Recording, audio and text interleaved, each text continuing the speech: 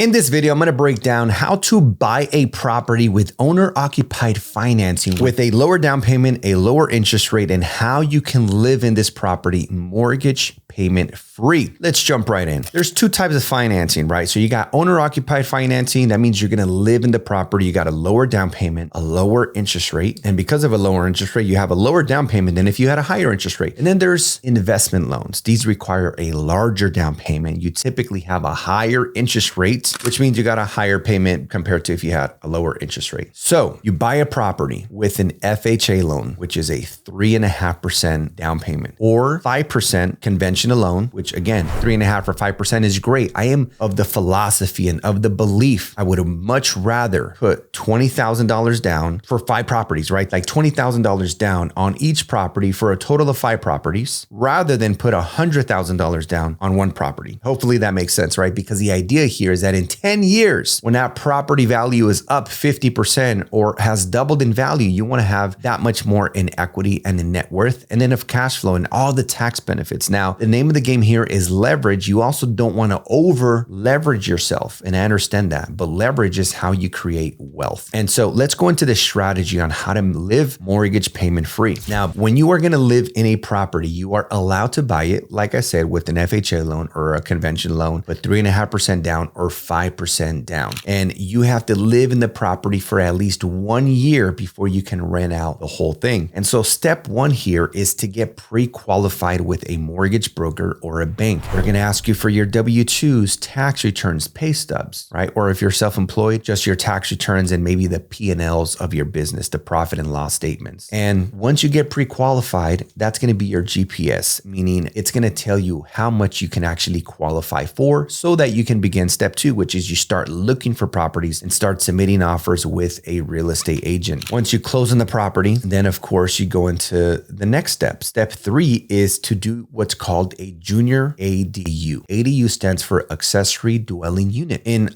almost every state, you have the ability to take a single family home and split it into 2 units. And because the entire house is already engineered as a living space, by splitting it into 2 units, you don't have to hire an engineer. Your costs are going to be much lower than if you were to convert a garage, for example, which is typically not engineered to live in. So then you have to engineer it so that it's safe and habitable. And so by buying a single family home with as much square footage, as many bedrooms and bathrooms, and then splitting it into 2 units, you could then live in 1 unit and Airbnb the other unit. So let me give you guys a very specific example with how I did this back in 2017. I bought a property, me and my wife. The property was a little over 1,700 square feet. It was 4 bedrooms and 2 full bathrooms. At the time, we were engaged. We didn't have any children yet. And so we just needed 1 room and 1 bathroom, but we didn't want to share the inside of our home with others like we previously were. We wanted to just have our space. And so all we were sharing is a wall that divided the 2 units, but we couldn't go into their unit. They couldn't come into our unit. We had our own separate entrances. So what we did is one of the rooms on the other side, we converted that into a kitchenette. We added a little kitchen and then we added some couches and a little dining table. So it was a kitchenette and a living room. We were able to drywall in order to close the hallway, which separated the 2 units. And then in that same bedroom that we added a kitchenette and a living room, we added a entrance. We created an entrance, right? There previously was no door. It was just a regular enclosed bedroom. So we added a door. Now they were able to come in through there, and then we left them 2 rooms. So the third room was the kitchenette, living room, and entrance. The other 2 rooms, the second and the third bedroom, we added 2 queen beds in each of those rooms. They were large enough where we could make that work. And then they already had their bathroom. So we could sleep up to 8 people in that Airbnb. And then we lived in the master bedroom and bathroom. We still had the main kitchen, the living room, the dining room, the garage, the front yard, the backyard, the driveway, just sectioned off an area. Now the mortgage, PITI, principal, interest, tax, insurance, the PITI payment was $3,200 a month. And this Airbnb generated just $3,200 a month every single month on average. We had a couple bad months where it only made like $2,000. And in the best month, we made $6,000. But on average, it made enough year round that it averaged to about $3,200 a month. Therefore, it completely eliminated our mortgage payment and having us to pay the mortgage payment. We did that strategy for 3 years in that property. Every year, we kept an extra $35,000 in our pocket worth of mortgage payments. And over the course of 3 years, it was over $100,000 that we saved that stayed in our bank account. And what did we do? We took that $100,000 and we bought a few more properties and did the exact same thing. So that's exactly how this strategy works. Just to recap, you buy a property with an FHA loan or a 5% conventional. Once you close, you do the junior ADU garage conversion. You're going to have to hire an architect, get it approved by the city, and then you're going to furnish one unit. Well, you're going to furnish the whole house, right? For you to live in one unit, Airbnb the other unit, and boom, you're living mortgage payment free. And if you want more guidance, step by step on exactly how to execute this strategy, you can book a call with my team in the description down below and inquire about my Airbnb Academy. There's also lots of free resources that you guys can find in the description. Also, I post free content every single day on Instagram, so make sure you guys check me out there. Now, from a tax perspective, if $3,200 of revenue comes in because of Airbnb, but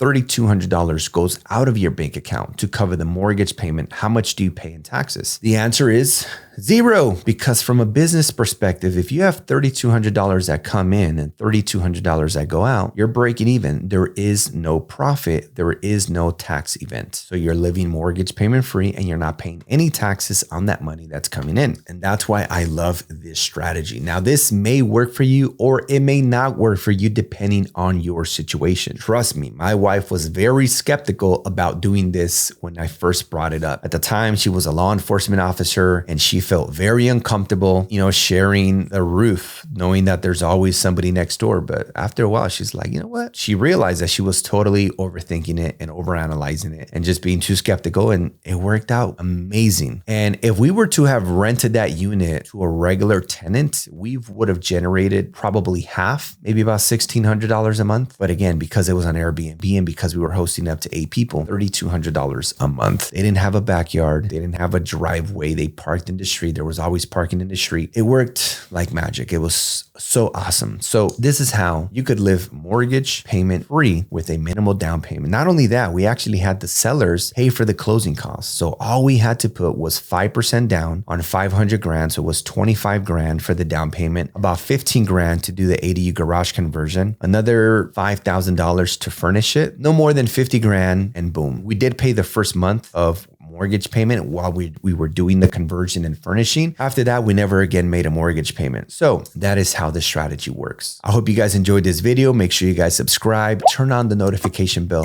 like this video, and as always, leave any questions down below in the comments, and I'll see you guys on the next one. Peace.